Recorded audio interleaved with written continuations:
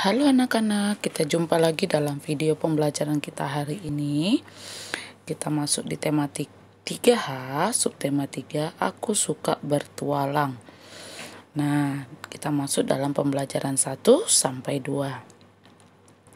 Baik, anak-anak coba buka di halaman 83. Nah, di sini ada cerita tentang Cika di hari Sabtu mengikuti pramuka. Nah, mereka melewati lintas alam. Apa itu lintas alam? Lintas alam adalah kegiatan menjelajah di alam terbuka yang menarik, menyenangkan, dan menantang. Nah, kegiatan ini dapat mengembangkan kecintaan generasi muda terhadap alam dan menambah wawasan tentang lingkungan. Jadi dari pramuka ini Cika dan teman-temannya suka sekali bertualang, ya. Mereka sangat bersemangat untuk mengikuti kegiatan lintas alam. Dan mereka bertualang menjelajah alam, menambah wawasan tentang lingkungan alam yang mereka jumpai. Itu di halaman 83 ya. Jadi itu adalah hasil literasi ketika anak-anak membaca ceritanya. Oke. Nah, nanti ketika kita bertemu di Zoom, kita akan literasi dan anak-anak akan tanya untuk literasinya. Baik. Nah, apa itu petualangan? Nah, petualangan itu adalah sebuah pengalaman yang tak lazim tetapi sifatnya menarik. Nah, ya. Lalu, pelaku petualangan itu disebut petualang. Nah, siapa itu petualang? Yaitu pelaku petualangan, yaitu orang yang suka mencari pengalaman yang sulit-sulit, berbahaya, ekstrim mungkin, dan yang lainnya. Tetapi itu menjadi suatu hal yang menarik. Nah, ya. Nah, biasanya petualangan itu memiliki ciri-ciri. Pertama, dia memiliki keberanian, tantangan, resiko dengan dampak yang bermacam-macam. Contohnya menjelajah hutan, memanjat gunung, arum jeram, dan mengikuti olahraga ekstrim lainnya. Ini adalah contoh-contoh yang suka petualangan ya. Nah, coba baca petualangan Cika dan teman-temannya menjelajah alam di halaman 84 dan 85. Ya, 84 dan 85. Ini tentang petualangan Cika menjelajah alam. Oke, baik, kita akan mengerjakan ayo jawab dan ayo mengamati halaman 85 dan 86. Ayo buka bukunya. Dicatat ya. Apa nama kegiatan yang akan diikuti Cika dan teman-temannya? Nah, bertualangan, menjelajah alam di perkemahan. Itu nama kegiatannya ya. Oke, di mana kegiatan itu berlangsung? Bukit Haliem. Nah, ya. Apa yang dijelaskan kakak pembina selama perjalanan melewati kota? Menjelaskan akan rambu-rambu yang ada, baik itu rambu lalu lintas dan yang lainnya. Nah, apa tugas yang diberikan ketika menjelajah alam? Nah, tugas yang diberikan kepada mereka yaitu menemukan dan menghitung jumlah bendera pramuka. Apa itu bendera pramuka? Bendera semafor, ya. Nah, bagaimana perasaan Cika mengikuti acara tersebut? Nah, sangat senang. Nah, itu dia ya, di halaman 85. Oke. Baik. Nah, kita masuk ke halaman 87. Nah, nanti untuk 86 itu nanti ya. 87 dulu. Nah, ketika dalam perjalanan tadi, Cika itu kan mendapatkan pengetahuan baru tentang rambu lalu lintas yang dijelaskan oleh kakak-kakak pembinanya. Nah, apa itu rambu lalu lintas? Rambu lalu lintas adalah bagian dari perlengkapan jalan yang membuat lambang, huruf, angka, kalimat yang digunakan untuk memberikan peringatan, larangan, perintah, dan petunjuk bagi pengguna jalan. Itu dia ya. Nah, itu yang dimaksud dengan rambu lalu lintas. Oke. Nah, ini dia contoh-contohnya. Nah, ya. Jadi ada di situ rambu peringatan, ada rambu larangan, ada rambu petunjuk. Nah, ya. Dan rambu perintah. Itu dia. Jadi ada 4. ya, apanya memberikan peringatan, larangan, perintah dan petunjuk untuk penggunaan jalan. Baik. Pertama, kita belajar tentang rambu peringatan dulu. Nah, ini dia. Apa itu rambu peringatan? Rambu peringatan adalah tanda sebagai peringatan bagi para pengguna jalan bahwa di depannya kemudian kemungkinan ada bahaya. Nah, ini dia ya. Jadi rambu peringatan ini berisi peringatan. Peringatan bagi para pengguna jalan bahwa di depannya itu ada kemungkinan bahaya. Nah, biasanya rambu peringatan ini berwarna kuning dengan lambang atau tulisan berwarna hitam. Nah, ya. Jadi dia warna kuning tapi ada lambang atau tulisan di dalam kuningnya ini yaitu warna hitam. Nah, bagaimana contoh ini dia. Nah, apa ini artinya? Ini peringatan banyak anak-anak. Nah, kalau ini peringatan jalan menanjak terjal. Nah, kalau ini peringatan ada persimpangan 4. Jadi ini beberapa contoh rambu peringatan ya. Kalau ini ayo. Nah, ini ya ada simpang 3. Oke. Jadi diingat ya, ini peringatan banyak anak, peringatan jalan menanjal terjal, peringatan ada persimpangan 4 dan persimpangan 3. Ini dia ya, rambu peringatan. Sebenarnya masih banyak lagi. Ini hanya beberapa contoh rambu dalam peringatan. Oke. Baik, kita masuk yang kedua, rambu larangan. Apa itu rambu larangan? Rambu larangan ini adalah larangan yang tidak boleh dilakukan oleh pengguna jalan. Nah, jadi rambu-rambu itu berwarna putih, beda dengan peringatan. Kalau peringatan itu warna kuning. Nah, kalau rambu larangan itu biasa rambunya berwarna putih dan dengan lambang atau tulisan berwarna merah atau hitam. Jadi lambangnya itu dia backgroundnya itu bukan kuning, putih. Nah, kalau kuning itu rambu peringatan. Oke. Nah, bagaimana contohnya? Ini dia. Nah, ya. Lalu ini, tanda-tanda ini apa ya artinya ya? Nah, ini dia. Ini dilarang masuk. Jadi anak-anak kalau ketemu di mana saja ada tanda ini berarti dilarang masuk ya. Lalu ini dilarang parkir. Jadi kendaraan itu dilarang parkir. Jangan memarkir kendaraan yang ada tanda ini ya. Kalau ini dilarang berhenti. Stop. Jadi kendaraan itu dilarang berhenti di area yang ada tanda ini.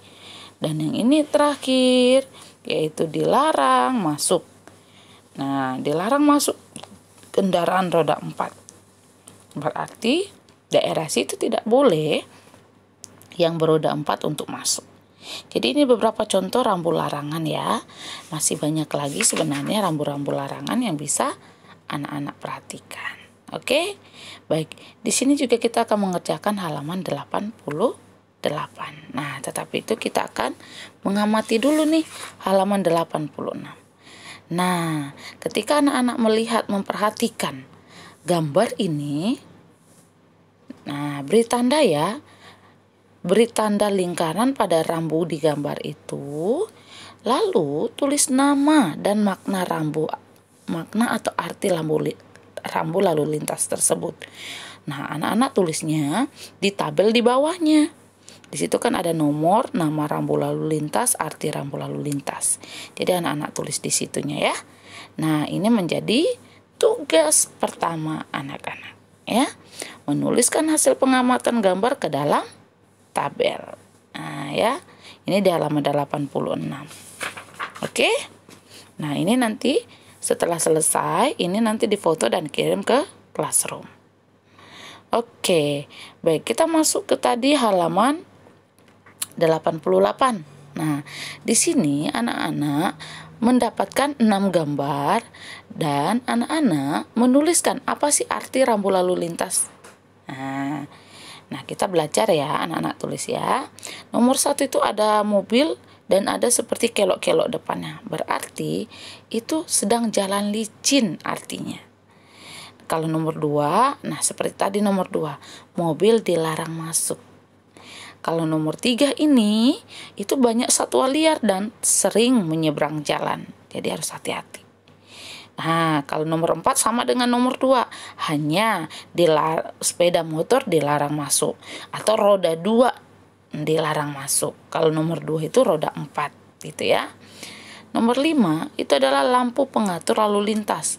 Nah, kalau merah berhenti, kalau hijau hati-hati atau berhenti sebentar.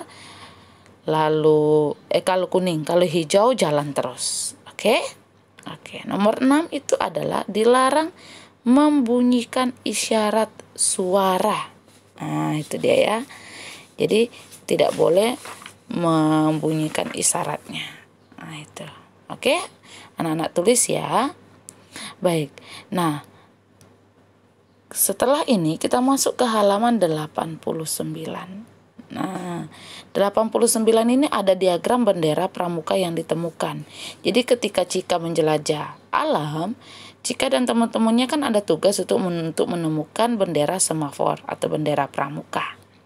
Nah, kelompok Cika itu berhasil menemukan 6 bendera pramuka selama penjelajahannya. Nah, ternyata masing-masing kelompok memiliki hasil yang berbeda. Nah, hasilnya anak-anak bisa lihat di halaman 89. Nah, kita belajar tentang grafik benda yang ditemukan oleh kelompok. Nah, itu dia ya. Nah, tetapi ketika yang di halaman 89 itu kan tentang Cika tuh. Nah, tentang Cika yang bendera yang ditemukan. Cika di situ dilihat kelompok 1 itu menemukan 6. Itulah kelompok Cika. Nah, lalu yang warna pink, anak-anak perhatikan di buku ya.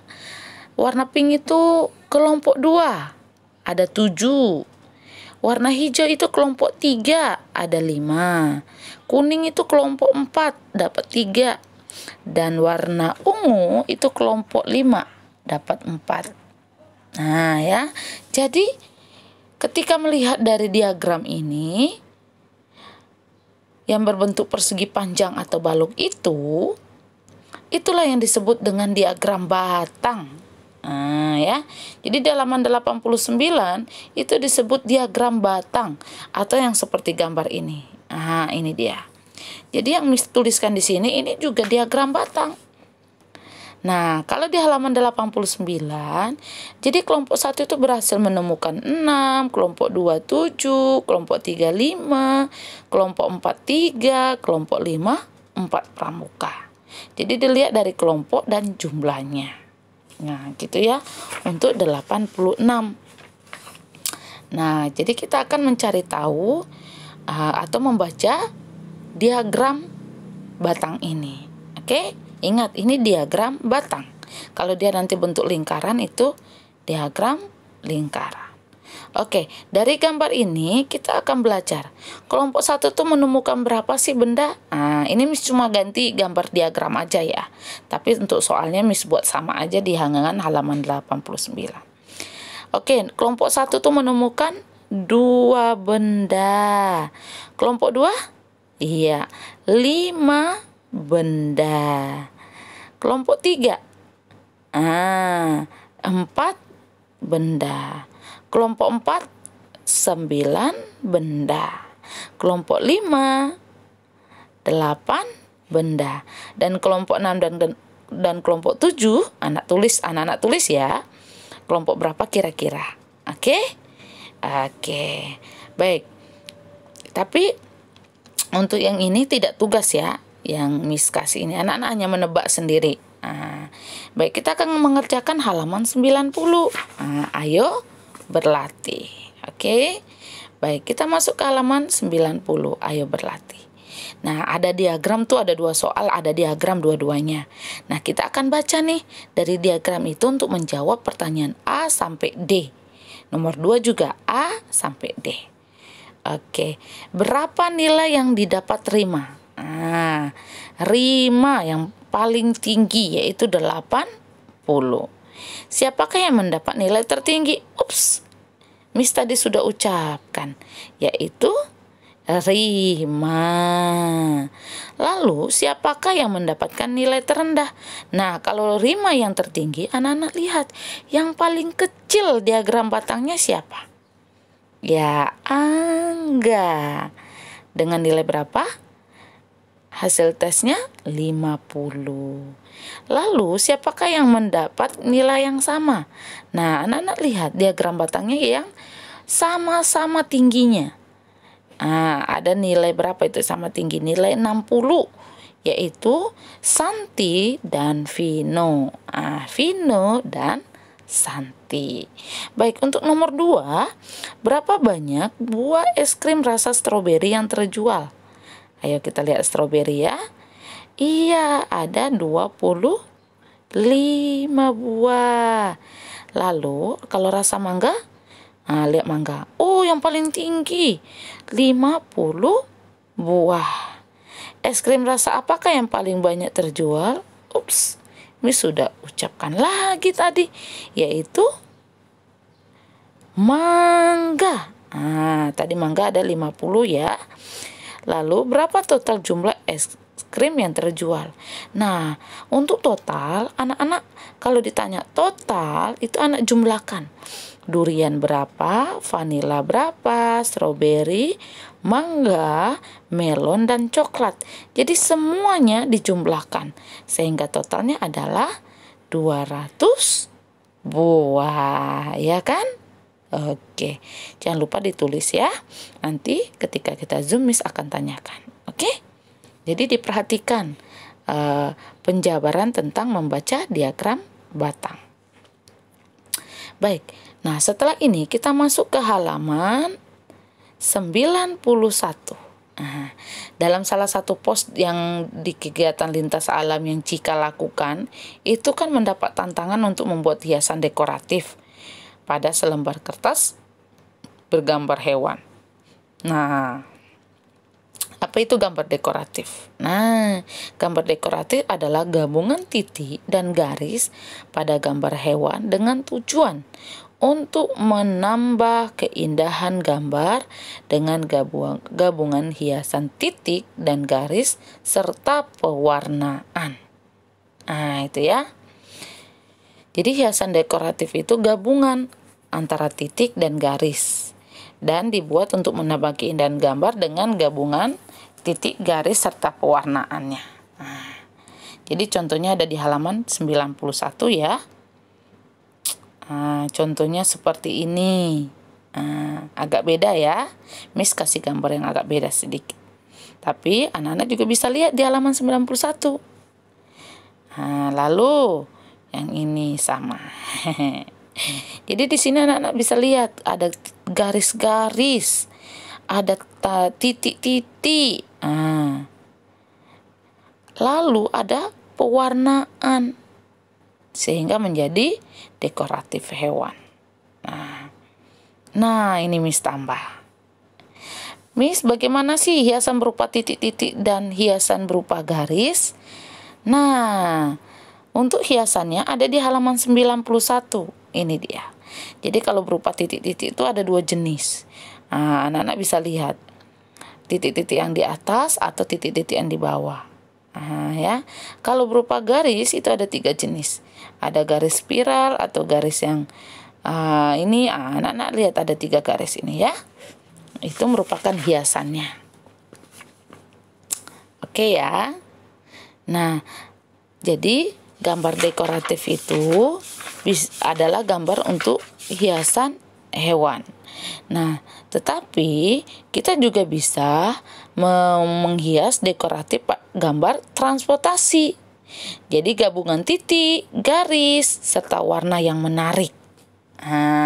Jadi kita akan mengkreasikannya. Oke? Baik. Tugasnya anak-anak coba lihat halaman 92 atau 105. Jadi di situ ada gambar ikan atau gambar mobil. Nah, jadi anak-anak tinggal pilih mau gambar ikan atau gambar mobil. Nah, di dalam buku tersebut anak-anak kerjakan latihannya. 92 atau 105 pilih ya. Pilih salah satu aja, mau 92 oke, mau 105 oke. Nah, setelah anak-anak mengerjakan gambar dekoratif dengan menggunakan hiasan titik, dengan tambahkan garis dan pewarnaan, anak-anak beri tanggapan. Anak-anak beri tanggapan bagaimana komposisinya, bagaimana warnanya, bagaimana garis yang anak-anak pakai, lalu bentuk motifnya seperti apa. Jadi anak-anak jelaskan nanti. Ya. Jadi ditulis di bukunya itu tambahan. Tanggapan saya adalah A. Komposisi warnanya warna apa aja yang anak-anak buat. B. Warnanya, ya. Warnanya seperti apa? Contohnya misalnya mau anak-anak pakai warna di mobil apa? Warna misalnya di sirip dan badan ikan itu sama enggak? Ya. Atau mungkin anak-anak warna mau main gradasi. Lebih bagus. Anak-anak gradasikan mobilnya atau ikannya, di bagian-bagiannya gradasikan warnanya. Itu jauh lebih menarik, lebih bagus, lebih indah, ya. Lalu garis yang dipakai garis yang mana? Dan bentuk motifnya bentuk apa? Gitu ya. Nah, maksudnya bentuk motifnya itu ikan atau mobil. Gitu ya. Jadi nanti anak-anak jelaskan, tuliskan di dekat gambarnya. Oke? Lalu nanti hasilnya ini difotokan dan dikirim ke classroom. Ini menjadi tugas kedua, ya. Jangan lupa buat nama ya. Buat nama sebelum kirim. Jadi walaupun mengerjakannya di buku di halaman 92 atau di halaman 105, anak-anak juga ketika menulis tanggapan buat nama dan kelas. Biar lebih bagus. Oke? Oke. Jadi udah ada 2 tugas hari ini ya. Baik. Nah, ketika anak-anak melihat lagi di halaman 92, ini dia contohnya. Gambar ikannya. Nah, di halaman 105 gambarnya apa? Ini dia. Ya. Jadi yang suka mobil, ayo. Yang suka hewan, ikan, ayo. Kalau hewannya, Miss, aku mau hewan yang lain, boleh. Tapi, kalau mau hewan lain, itu anak-anak harus print. Harus print atau langsung di print di HVS putih boleh. Kalau anak-anak bisa menggambar, bisa membuat gambarnya, boleh juga di buku gambar, ya. Mau gambar hewan lain boleh, atau mau menggambar kendaraan lain, transport lain boleh. Nggak harus halaman 95 dan 105. Gambarnya bisa yang lain. Tapi kalau tidak di print di HVS putih, anak-anak bisa gambar di buku gambar atau di HVS. Tapi gambarnya besar ya, jangan kecil-kecil. Sebesar yang ada di buku halaman 92 atau 105. Jadi 1 HVS itu kalau untuk digambar sendiri. Lalu kalau ngeprint juga ya nak ya. Kalau untuk gambar di print, sebesar HVS yang kalian akan print gambarnya. Jadi harus jelas seperti gambar di halaman 92 atau 105. Oke? Jadi bisa bebas ya. Tapi kalau misalnya nggak mau ngeprint atau nggak mau gambar, bisa pakai yang di buku. Oke ya? Jelas ya untuk tugas ini ya? Oke. Kita masuk ke halaman 93. Kita akan belajar Bhinneka Tunggal Ika. Ini udah kita pelajari dari pelajaran sebelumnya ya. Jadi ini sudah selintas, sebenarnya sudah sering kita jelaskan. Nah, apa itu Bhinneka Tunggal Ika dan apa itu artinya? Nah, sebelum kita masuk ke Bhinneka Tunggal Ika, kita akan mengingat lagi. Nah, Garuda Pancasila adalah lambang negara Indonesia. Nah, pada burung Garuda itu terdapat pita putih dengan tulisan Bhinneka Tunggal Ika. Nah, Bhinneka Tunggal Ika ini adalah semboyan bangsa Indonesia yang berasal dari bahasa Jawa kuno. Ya. Jadi dia berasal dari bahasa Jawa kuno. Penulisnya adalah empu tantular. Jangan lupa ya. Oke, kita belajar tentang Bhinneka Tunggal Ika. Apa sih artinya? Nah, kita lihat dari kata per kata. Pertama, Bhinneka. Apa arti Bhinneka? Bhinneka itu artinya beraneka ragam. Nah, ini dia ya. Kata pertama, Bhinneka. Lalu, kalau kata tunggal satu, kata tunggal itu artinya satu. Yang kedua ya, kata kedua yaitu tunggal. Anak tunggal berarti anak satu-satunya gitu ya. Jadi anak tunggal itu bukan anak pertama, tetapi anak satu-satunya, sehingga tidak ada lagi yang lain. Nah, itu juga Bhinneka Tunggal, hanya satu. Nah, lalu apa artinya Ika? Ika artinya itu. Jadi kalau kita gabungkan Bhinneka Tunggal Ika, itu artinya walaupun berbeda-beda, walaupun beraneka ragam, mau itu suku, bahasa, adat istiadat, contohnya rumah adat, pakaian adat, warna kulit, namun tetap satu jua. Ini dia ya. Jadi walaupun berbeda-beda, walaupun beraneka ragam, namun tetap satu jua, yaitu Indonesia. Nah, itu ya. Itu artinya Bhinneka Tunggal Ika. Jadi semboyan ini digunakan untuk menggambarkan persatuan dan kesatuan bangsa. Nah, yang terdiri dari beraneka ragam budaya, bahasa daerah, ras, suku bangsa, agama, dan kepercayaan. Nah ya. Jadi Bhinneka Tunggal itu merupakan semboyan bangsa yang menyatukan bangsa Indonesia. Meskipun bangsa Indonesia berasal dari berbagai suku bangsa dan budaya yang berbeda, tetapi pada hakikatnya bangsa Indonesia tetaplah satu kesatuan. Bangsa Indonesia terdiri dari berbagai suku bangsa. Masing-masing suku bangsa memiliki budaya yang unik dan khas, serta berbeda dengan suku bangsa lainnya. Oleh karena itu bangsa Indonesia sangat kaya akan budaya. Nah, perbedaan budaya seringkali menyebabkan perpecahan antara suku bangsa. Dengan berpedoman pada semboyan Bhinneka Tunggal Ika, maka perpecahan dapat dihindari dan persatuan-kesatuan bangsa dapat terjaga. Ya, baik. Nah, ini dia. Ayo berlatih. Jadi ayo berlatih di halaman 94 nanti anak-anak checklist ya. Bagaimana checklist sikapnya yang benar ya. Yang sesuai. Baik. Nah, kita masuk dulu ke halaman 93. Namun sebelum itu kita belajar dulu ini.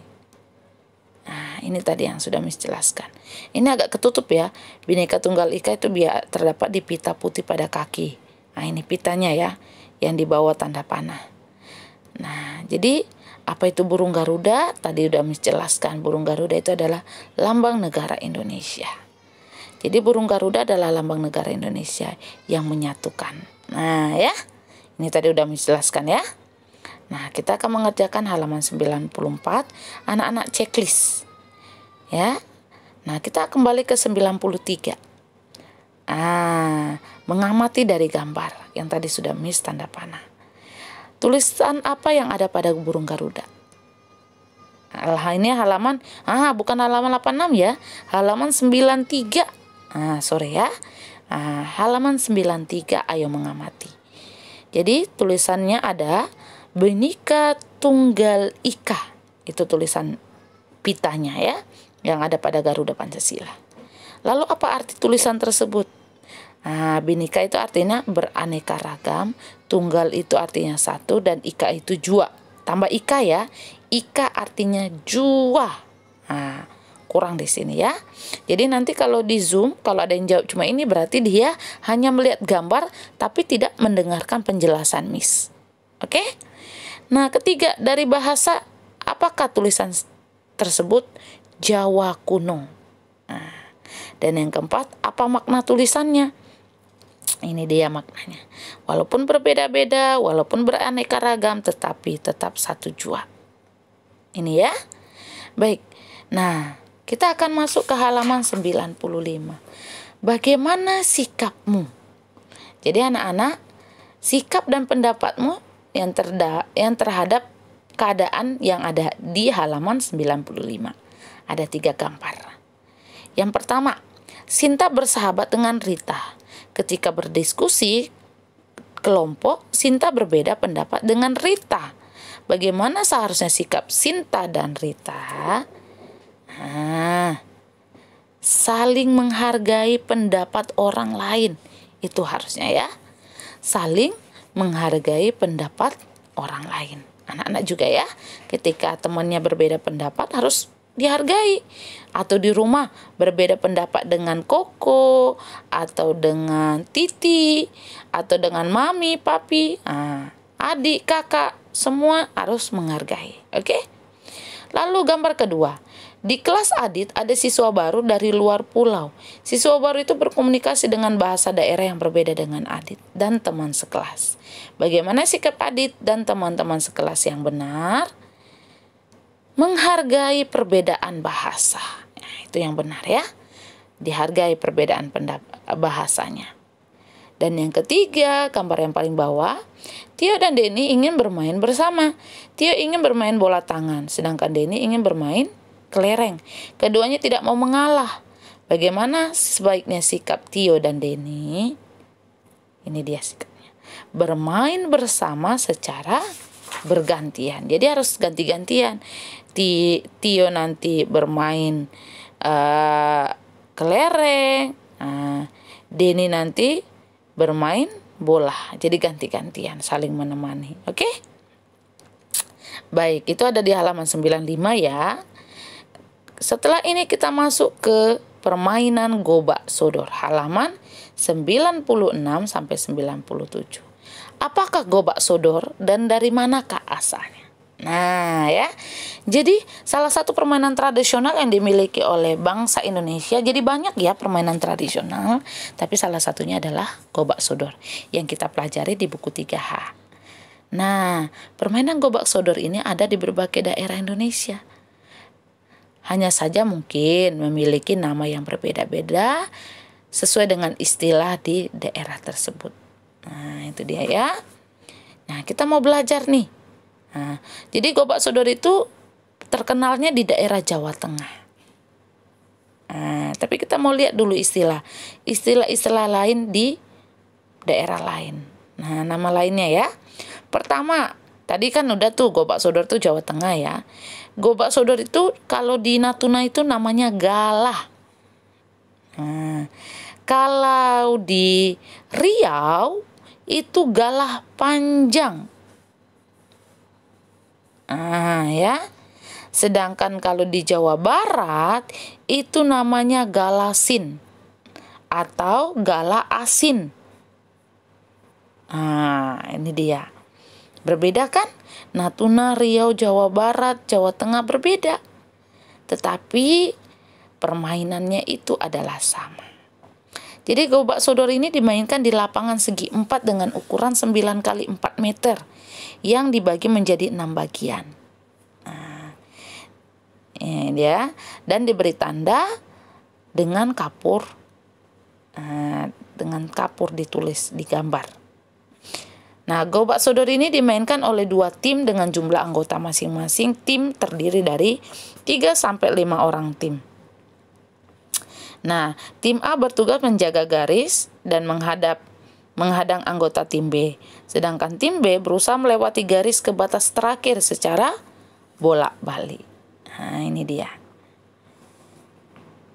Jika seluruh anggota tim dapat melewati garis dan kembali ke tempat semula, maka tim tersebutlah yang disebut menjadi pemenang. Ini dia ya. Jadi, bermain gobak sodor ini sangat menyenangkan dan menyehatkan. Karena apa? Karena permainan ini mengajarkan pentingnya kerjasama dan kekompakan untuk mencapai tujuan. Dan kerjasama seluruh anggota tim dalam menghadapi atau menerobos penjagaan sangat penting. Nah, sangat penting sekali untuk meraih kemenangan, ya. Bagaimana sih caranya? Anak-anak bisa lihat cara bermainnya di halaman 97. Ini contoh gambarnya. Jadi di sini Miss mau jelaskan bahwa memang sangat penting kerjasama dan kekompakan dalam bermain gobak sodor, ya. Ini dia. Untuk mencapai tujuan. Jadi kerjasama dan kekompakan itu tujuannya untuk mencapai tujuan, yaitu menerobos garis akhir. Ini dia, ya. Ada juga tuh di halaman 97 nih. Cara bermainnya anak-anak bisa perhatikan nanti di bukunya, ya. Oke. Nah, kita berakhir. Jangan lupa tugasnya ya dikumpulkan ya. Ada 2 tugas. Yang tadi ya. Oke? Oke, sampai jumpa dalam video selanjutnya. Bye-bye.